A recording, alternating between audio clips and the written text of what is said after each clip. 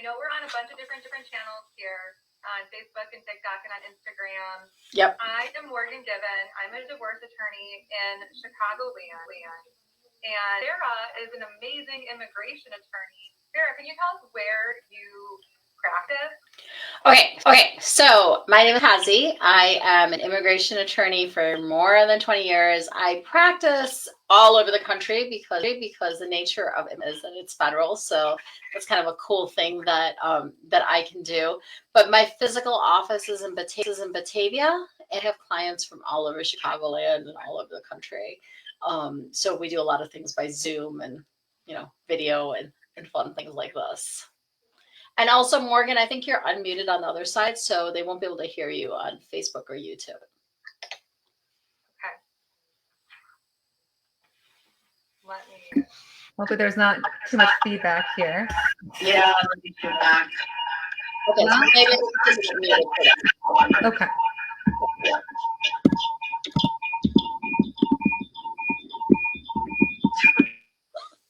Eventually, we will get this right. So, all right, to all of you who are joining, thank you so much. We are talking about immigration and family law, which is maybe not as exciting to other people, but for us, it's tremendously exciting. So, there's a real connection between them, and a lot of times people don't realize how much they marry each other, and how many times we'll get questions inside, particularly about family law, vice versa. And so one of the reasons why we decided to do this was because we thought, what better way than for you not to just get one or two attorneys who could answer whatever questions that you have, and also tell you everything, all your burning questions about both family law and immigration, and how you can kind of navigate both of them if you have those type of cases. I get so many immigration questions from my divorce clients. I'm so excited to ask you them. What do you think is the biggest divorce question you got from immigrant people? So one of the things, and this is actually a good segue, because one of the things that I specialize in is I work with undocumented population, but I particularly work with people who are survivors, not victims, survivors of domestic violence or trafficking, for example. And many times, one of the biggest methods of role or shame or kind of a coercion that occurs in a domestic violence situation is when they are an immigrant, is that they also believe or think that they might be dependent on their spouse for their immigration status, and because of that, very, very reluctant to take any sort of action or to separate or to divorce or even to contact the police, because they're so scared that they're going to end up being deported and having to leave the country. So this is one of the reasons why family law and immigration, it's such a tremendously important symbiotic relationship, because we need to understand, both of us, in order to advocate for clients, we need to understand both areas. So the number one question that I get from people is, if I divorce my spouse, am I going to get deported? If I separate from my spouse or divorce from them, will I lose my children because I don't have immigration status? What are the ramifications of divorce on my pending immigration application? And those are probably like the biggest hurdles that my clients are going through. And also, so for years, sometimes they are being fed this like falsehood that they can't own, they can't do anything on their own. They're completely dependent on this spouse, because this spouse is the one who has citizenship or residency, and so they have to just deal with whatever abuse coming their way because of that. And so one of the things that I do in my firm, and we do at our firm, is really give them that advocate, that ability to be like, no, you've actually got other options available to you. And the answer to those questions is your divorce is not necessarily going to cause deportation. It's not going to cause your case to get denied. There are so many different ways that we can help you navigate that. Right. And that's totally the answer. Is there still feedback? I'm trying something new to do my volume lower, or is that still causing problems audio-wise? No, okay. Okay, good. Okay, then hopefully we'll be able to do this on both. Yeah. Love that answer, Farrah. I hear the fear in my clients' voices all the time too. And the reality is, from the divorce perspective, like the divorce court really does not get involved in immigration status. They really don't care that much. Honestly, they're there tasked to make the best interest of the child, to make sure that the kids are protected, that they are put with a parent and the parenting time schedule that makes sense for the children. They are not, going to get involved in immigration issues. That said, every single divorce client I have that is going through some type of immigration related issue, I tell them, you need to talk to an immigration attorney. You need to contact someone like Farrah. And the attorneys can work together and give you a lot of peace of mind too, that this is going to be handled safely. But truly, in my experience, and I practice in Illinois, again in Chicagoland, the divorce court is not looking to impact anyone's immigration status. That is just not their role. Yeah. And I think a lot of times there's definitely confusion about that. There's the different court processes, because people just think, okay, it's just like one court and everything is happening in this one court. But immigration court is separate from divorce court, and criminal court is separate from all of those, and civil court is different from all of the rest of them. So there's different departments, right? And you're absolutely right. Like to this day, I have not seen anybody in divorce court particularly interested in immigration status, one, Never. or in deporting. In all my years, I've been practicing for 12, almost 13 years. I've never seen it be an issue. No. In that way. And I think like I always tell my this, and it's always like this like watershed moment, honestly, because I tell them, I was like, that was a lie to get you to keep you under control. And they're like, what do you mean? Because they assume that their citizen or their residents knows about the laws here in this country and was telling them, despite the fact that they might be abused, or they might have, was telling them accurate information about that, right? And that is not the case. One of the things that are used particularly in any sort of abusive relationship is lies, manipulation, exploitation, a twisting of facts, gaslighting, all of those things. And so I see that quite a bit with immigration, because, for example, if you send out a pending application based on, your spouse's applicant, like let's say your spouse is a citizen or a resident, and then you are here and on this purpose that you're going to get married and you're going to get your green card based on that. And then you find out that, okay, whatever, there's cheating going on, or there's an abusive situation, or something has just drastically changed in your marriage. Now, a typical immigration case, at least 3 years. And those are like the best ones, right? 3 years to complete. That's three of you putting up with stuff that you shouldn't have to, because you're too scared, or because you're telling you that you cannot leave, otherwise you'll get deported. And the truth of the matter is that if you have a pending application like that, there are actual exceptions within the statute for abuse, for fraud, for misrepresentation, like based on, your petitioner or something of that nature. And there's also completely new applications that you can apply for. And we're going to talk about that. Like, for example, one is called VAWA, specifically people who are in toxic marriages and abused relationships, and want to just, fix them without the help of their partner. Could VAWA even apply when your partner is telling you these things that are just not true? Like, you're not allowed to go to the court, or you're not permitted to get custody of our kids. You have to stay married to me. Would that possibly constitute abuse? Yes. So that's a really, really good question too. Because a lot of times people think abuse is just physical, and I don't want to say just like as if I'm negating that, but that's not the case. Actually, in 99.9% of these cases, it starts off psychologically, right? It starts off emotionally. There's a whole manipulation that occurs verbally first. That's still considered abuse.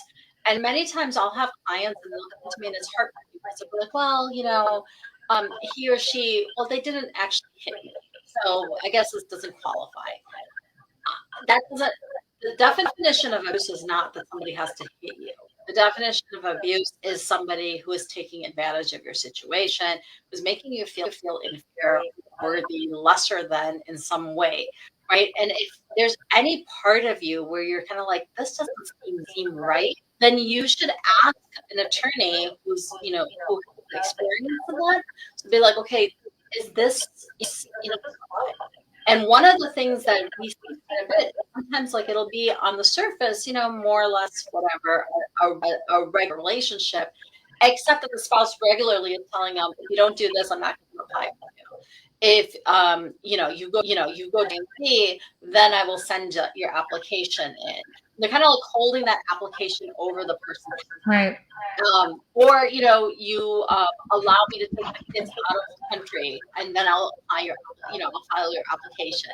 You allow my mother to live with us, and then I'll file your application. Whatever it might be. So on the surface, it might not seem like it's, but it is, because they've taken a position of power and control, and they're using that to kind of keep you down. I kind of love, though, that it can be flipped on its head, where these tactics that are used to dominate someone or control someone are actually the things that you can use to get yourself into a position you want to be in, and show that you can maintain your status and get divorced and get help. Yeah. A really empowering tool. And that's what people don't understand about valid. It's a lot of negative connotations to it, but it really is meant to prepare yourself, to give you autonomy, give you independence, and really give you like that little push that you need, so that you can actually finally speak up for yourself, right?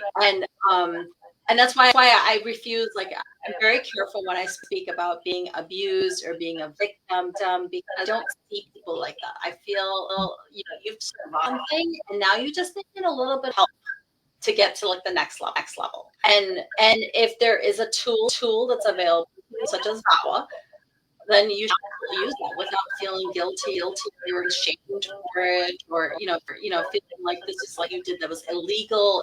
It's a legal solution available to you. Right. So well put. I've got another question, kind of for a different situation. This is something that I get a lot, where I have a client who, they were the U.S. citizen, and their spouse they brought in on a spousal visa. And I have a rough understanding that there is some support obligations that you are agreeing to, when you bring someone in. And at the federal level, I understand that there could be this requirement that the U.S. citizen spouse has to continue to support their spouse who immigrated. This is not done in divorce court. This is very different from child support or maintenance or alimony. What have you seen? What can I tell my clients when they ask about this? Do they have an obligation to continue paying money to their spouse if they get divorced?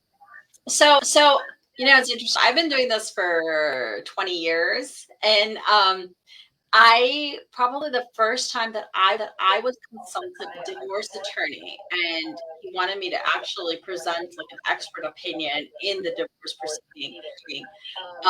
And I was really kind of blown away by it, but it was because they were trying to fight this idea of affidavit of support. So what you're talking about is, generally speaking, in family-based petitions, where you have a typical stable marriage, right? But your spouse has decided that they're going to, we're not talking about VAWA, we're not talking about domestic abuse. This is a regular stable marriage where everything seems okay. Your spouse has now agreed to apply for you. And what they do is they will also submit an affidavit of support. That affidavit of support is critical to the application, because it shows immigration that the applicant will not be a burden on the government, and that you have somebody who's going to support you financially until you can work and right. Like they won't go on benefits, they won't take state. Right. You're not gonna further burden the state in any. So what happens is, usually we'll ask the petitioner, so the petitioner is the spouse, the citizen spouse, ask by 3 years of tax document, letter, all of their kind of history of their salary and things like that, to show that they have enough with their spouse. So what happens is, in a case of divorce, some attorneys will be able to use say, hey, he or she was willing to hurt her at that time of immigration, and also provided all these his or her taxes, and because of that, we are asking for more money or more for rewriting, previous agreement or whatever that might. And I have actually seen that be successful. So it was, kind of the first time that I saw that, I was a little bit blown away. I don't think that people realize the implications that when you are providing affidavit of support, it could come back to you in some proceeding. And so I've seen it be successful too, but I've also seen judges say that's immigration matter. That's different. It's like both, right? So it's really interesting because I've seen that too. I've seen judges be like, no, here, this was an immigration matter. We're not going to talk about it. But I've seen the flip side too. So now one of the things that we, for example, if we have a situation like that, we have a married couple. I always advise the citizen or the resident's spouse that they should have another attorney look over their affidavit of support if they think that might potentially be an issue, almost like treat it like almost like a prenup kind of a thing, and have somebody else review it just to be sure, because I wouldn't be able to present them in those if that was to ever happen. So I give that caveat to them, and then I also tell them the same thing, that just be aware that whatever you're putting into it becomes a record, and it can be pulled up, for anything in the future. And for sure, you by that same token, make sure that everything that you say is honest and true and accurate. Don't think that you can dump numbers. Don't say that you're earning like $1 million and then find out that you're not earning that amount. Like, there's so many different areas. It will become a record. So sometimes people just kind of like fill out an immigration form and they don't know about it. It's a legal document. Right. It's going to exist forever. And it's still with you forever. Exactly. Right. Yeah. Well, I know you had a really interesting question about annulment. What have your clients asked you about annulment or, declaring a marriage invalid when it comes to immigration? Okay, I've had a couple of scenarios. I have had, which, they're kind of interesting, but I've had more than once clients who have either overlapped in their marriages. Like they have gotten married. Let's say that they got married in Mexico, and then they got married in the States, and they kind of forgot to divorce the person in Mexico, and now a bigamy situation, right? And now they want to apply for the person that's here in the United States. So what sometimes is either A, how can they divorce somebody outside the country, or B, can they annul the marriage and remarry their spouse so that there's no overlap. Yeah. So, of course, laws vary state by state. I practice in Illinois. Every state has some version of what's a permissible annulment. And the biggest one is probably the one you mentioned, bigamy, where someone was already married. If someone was already married when they married you, you can definitely have your marriage declared invalid here in Illinois by proving that. But there are other bases for annulment too, but they're very specific. So you have to make sure that you qualify for it. One of them is if you lack the capacity to consent to the marriage because you weren't of the legal age, which in Illinois is 18, unless you have parental consent, which needs to be memorialized. Or if you were intoxicated, if you can prove that you were very drunk or otherwise intoxicated and didn't know that you were consenting to marriage, that could be one. Also, if someone forced you to marry them, if it was done under duress and you can prove that, or via fraud, although usually fraud is sort of the reverse situation where sometimes I'll have clients who tell me, I want to divorce my spouse because they simply wanted a green card and they never had the intention of living with me. That's difficult to prove at times, but it can be done sometimes, and that could be basis for annulment. Also, if there is, they're related, every state has different laws about what types of relations can marry. Obviously, you can't marry a sibling, but in some states, you can marry your cousin. In Illinois, you cannot marry a first cousin. So that is a basis for an invalidity as well. The other ones are, again, sort of a unique one: incapacity to or inability to consummate the marriage. That's a basis for annulment, but that really requires like a medical finding that there was an inability to consummate. So you have to fit in one of those specific categories. It's not, oh, I didn't want to get married, now I regret it. That would have to be a divorce. But if you fit one of these specific bases for an annulment or a declaration of invalidity, you can pursue that, and it's like the marriage never took place. There's no child support, or, well, that's not true. There would be child support for a child born of the marriage, but there'd be no spousal support. There'd be no division of property. And legally speaking, probably for your immigration case, it's like the marriage didn't happen. Right. Yeah, and so in some cases, like I said, it's necessary, right? And again, you deal with a lot of domestic abuse, so there is fraud, there are a lot of things that are happening kind of without consent. In particular, one case where and this hinges on a long question as well, but this one went. She came from, and she deliberately, came in basically to get married. And when she came here, she realized that everything was basically like a lie. She had met him a couple of times. She had never actually, been with him, in the same country, essentially. And so he too, like a clerk that she thought was a clerk. Mm-hmm. But it turned out that it was just some guy posting, and did the marriage ceremony for her. She continued to live with him for years and went through in animal abuse. Had a child with him, and then he just left her, and she went to try to get social support. Get a divorce, and found out that she had never actually. Yeah, because the marriage certificate was a sham. Yeah, it was a sham. I've seen that before too, and there's a lot of case law actually that deals with that exact issue. First of all, I want to point out that in some states there's a concept of common law marriage, where if you live together and kind of hold yourself out as husband and wife, you will be legally afforded a lot of the same rights, or all of the same rights in some cases. We don't have that in Illinois, but there is a similar provision called the putative spouse doctrine, where if you reasonably believed that you were married because, for example, your spouse lied to you and like hired someone to pretend to be a priest, or made a fake marriage certificate, you may qualify as a putative spouse and get all the same benefits, maintenance, division of property, or many of these that you would get if you were married.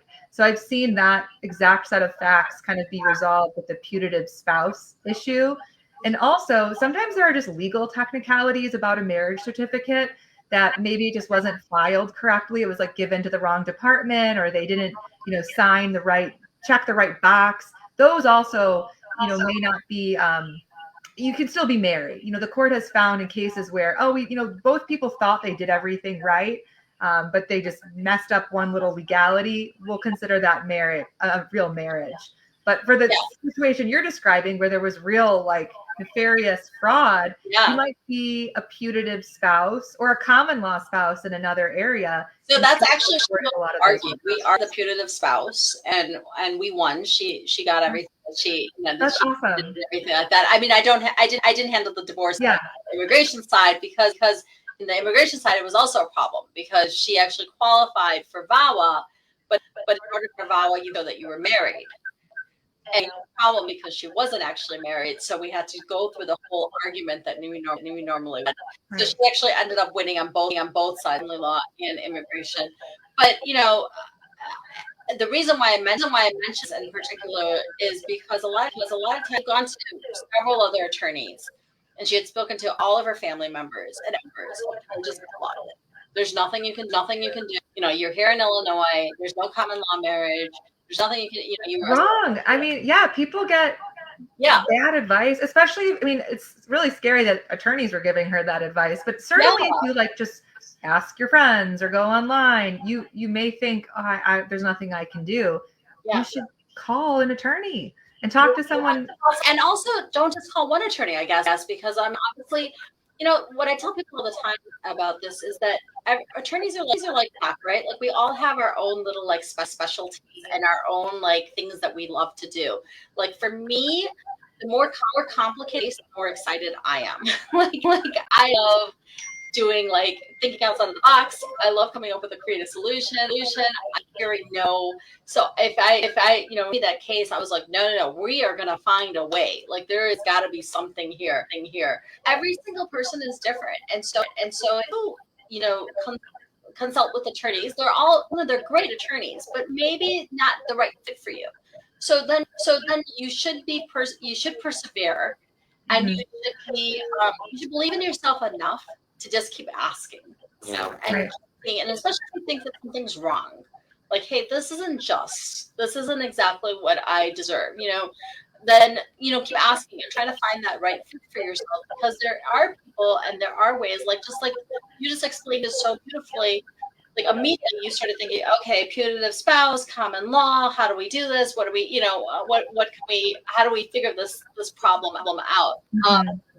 And you can tell when you're interviewing the lawyer if they've handled that situation before. Yeah.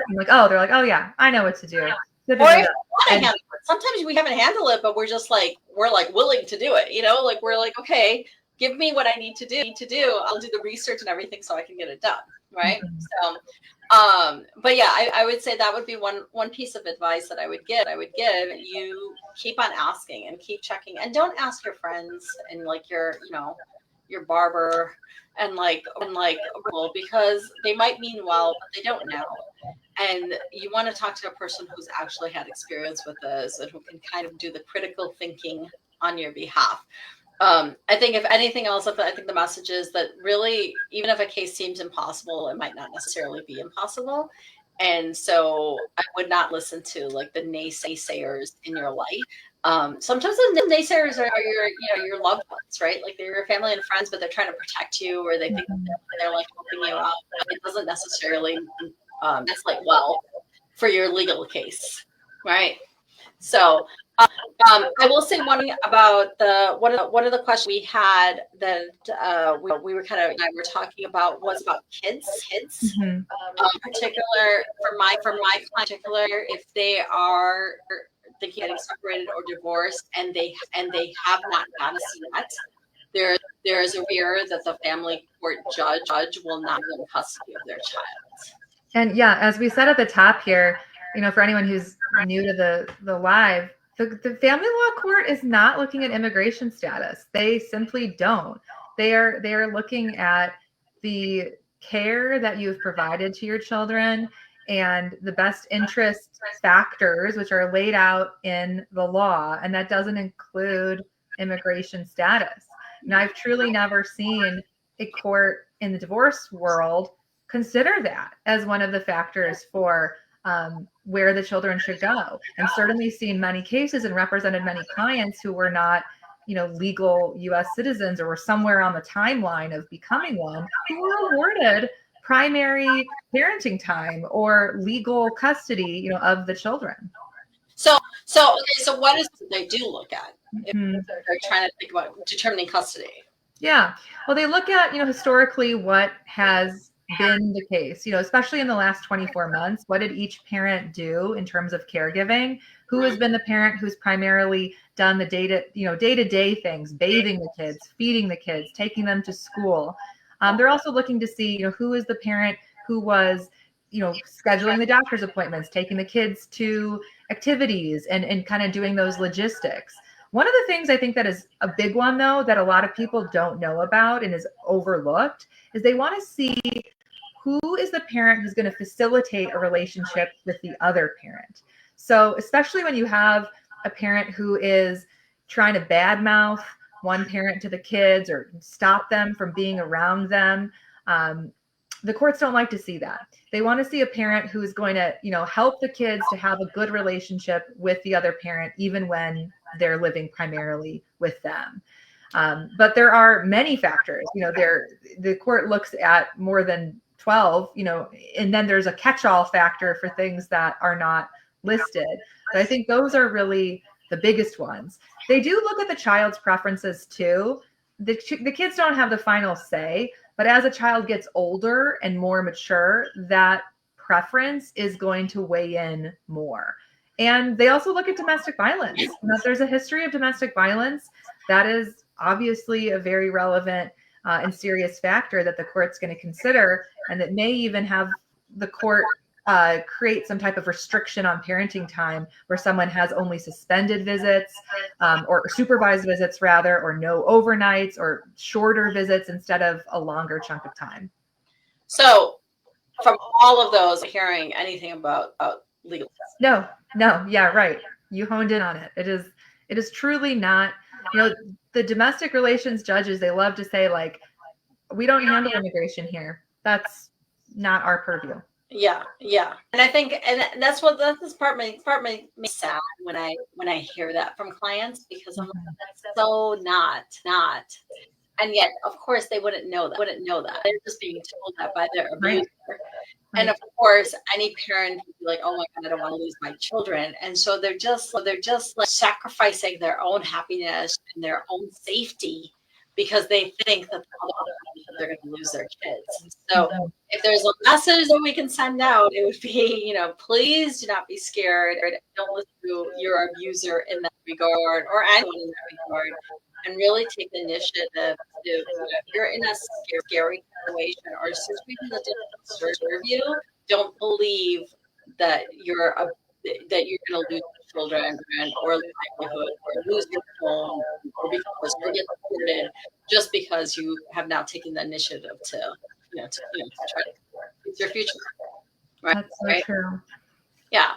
So. Well, maybe we should call it there. I think we handled a lot. Is there any last burning question you think we should tackle, Farrah? I think we did everything. I mean, hopefully usually what happens is people start like afterwards, so we'll find out what other, have to say, but hopefully this is helpful to everyone, and we'll do this again. So in case we have more burning questions, we can tackle them together. Great. Well, this was so much fun. Thank you for joining me and answering all this stuff. I'm sure I'll get more too, and we'll reconvene another time. Yeah, for sure. All right. Thank you so much. Bye, Farrah. Bye.